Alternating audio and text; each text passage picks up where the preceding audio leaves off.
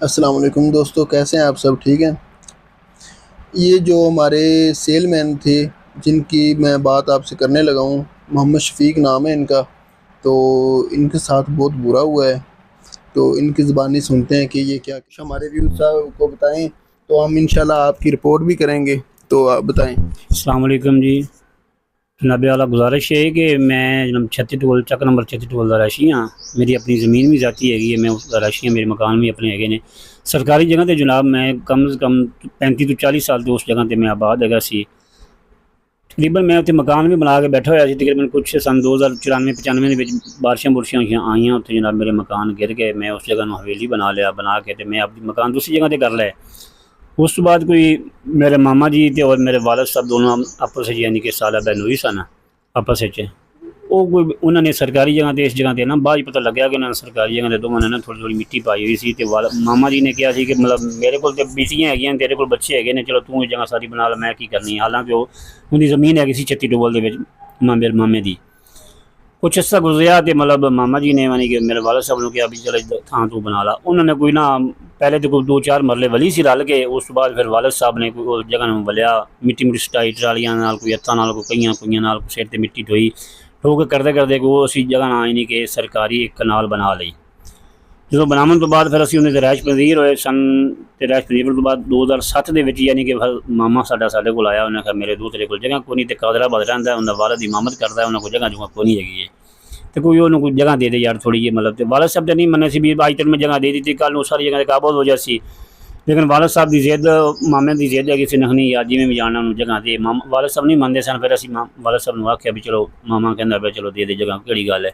आपस में गए वो मना के दी जनाब। उस जगह को 10 मरले जगह दे दी। उन्हें मकान बनाए, बना के उस जगह पर बैठा रहा। सन 2017 जनाब उसकी जी खाला सी कौसर बीबी जोजा अपना जलाल खरल सी उन्होंने, तो उसके वालद का नाम से मौलवी मोहम्मद यकूब। रहमत अली के नाने का नाम ही मौलवी मोहम्मद यकूब से, अपना कौसर बीबी के वालद का नाम ही मौलवी मोहम्मद यकूब से। आपस ही खाला अपना मामा भलेवा अपना खाला भलेवा सी।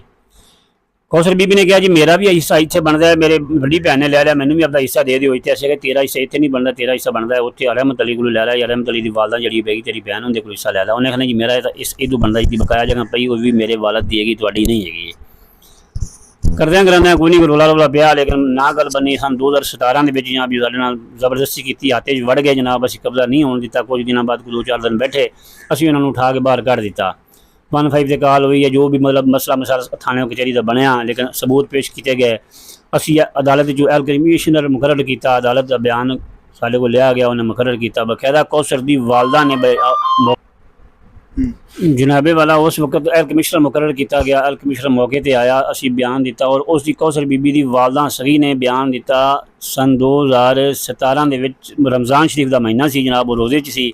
उन्हें एल कमिश्नर मुकर्रर बयान दिता भी मेरा इस जगह पर कोई तलक नहीं, जी मेरी जगह बनती सी मेरे खामन की बनती सी, वो रहमत अली और उसकी वालदा सलमा बीबी ने मैं दे दी है। लेकिन हूँ इस जगह जिस जगह पर कौसर बीबी दावा करती है, ये जबरदस्ती जगह छीनना चाहती है, कोई इनका हक नहीं है। वो रिपोर्ट एल कमिश्नर की मेरे हक में सी जनाब। मैं अदालत भी केस किया, लेकिन बहरहाल उत्थे भी मेरा अजे तक कोई केस चल रहा है, लेकिन सुनाई को नहीं अजे तक कोई। जो केस मेरा मुकम्मल एंड से आ जाता है, उदों इन्होंने आपका केस मुखालफ पार्टी ने केस अपना दफ्तर दाखिल करा दिता। दफ्तर दाखिल कराने तो बाद सन 2-4 साल चुप रहे ने। उस बाद फिर सन 2024 के उस रहमत अली ने जिसने मेरे को जगह ली सी 10 मरले, उस रहमत अली ने अपनी 10 मरले की सनद गायब करके 16 मरले की जगह बना ली। 16 मरले की सनद पेश करके आख्या जी जगह मेरी हैगी, तेरी जगह है ही नहीं है। अदालत पेश की जनाब, अजे तक सनद भी पेश नहीं की। तो 5-6 महीने अदालत केस चलिया, इन्हें सनद अपना यानी कि दावा जरा वापस लै लिया। रहमत अली ने अदम पैरवी मेरी खारज हुई सी, इन्हें जनाब वापस लै लिया। मैं दोबारा फिर यानी कि उस अदम पैरवी ने फिर जारी कर दिता। अजे तक मेरा केस चल रहा है जनाब अदालत अपना नोटिस गए ने, लेकिन अजे तक कोई पेश नहीं होया।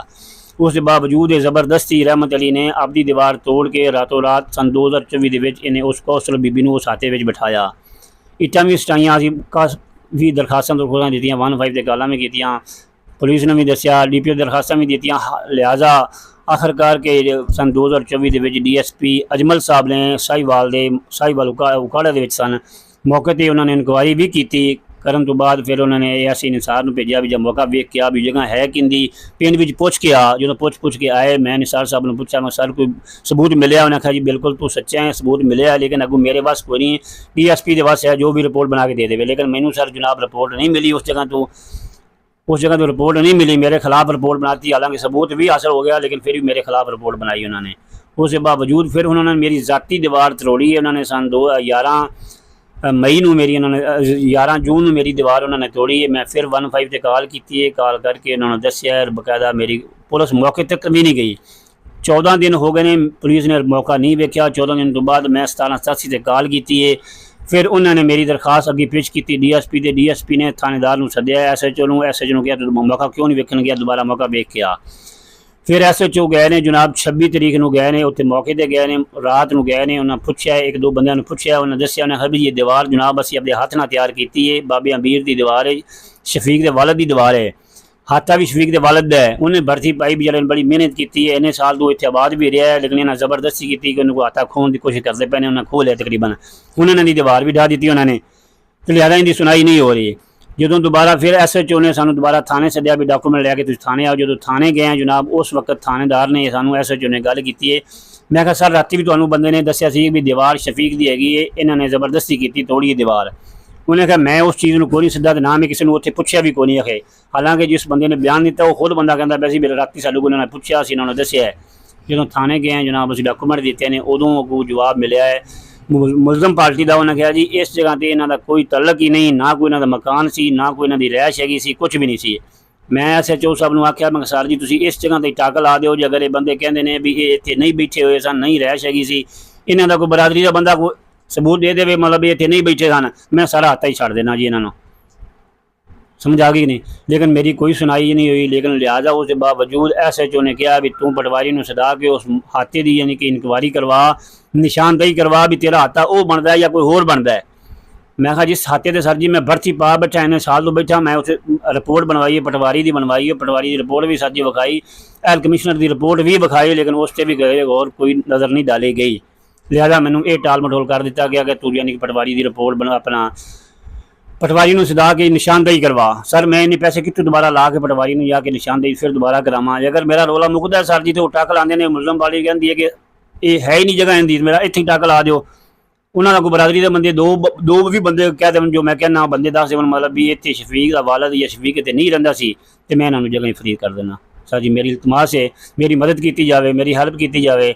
लिहाजा मैं दोबारा फिर भी DSP ने रिक्वेस्ट करसा जाके 1780 से कॉल करके उन्होंने जाके हकीकत दसांगा सर जी आ मेरा वकूआ बनया, तुसीं थानेदार को भेजा सी उत्ते SHO ने, SHO ने गल सुनी है, उस बंदे का बयान भी लिया है।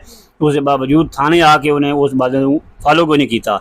उन्हें कहा जी तुसीं पटवारी को निशानदेही करवाओ भी हाथा है किंदा किंदा नहीं है। लेकिन जी दीवार मौके पर गिरी है, DSP ने हुक्म दिता सी अगर दीवार गिरी हुई है शफीक की तो फिर उन्हें कार्रवाई इन्हों का परचा होना चाहिए, लेकिन SHO ने कोई उन्हें जीरो गौर कोई अमल नहीं किया।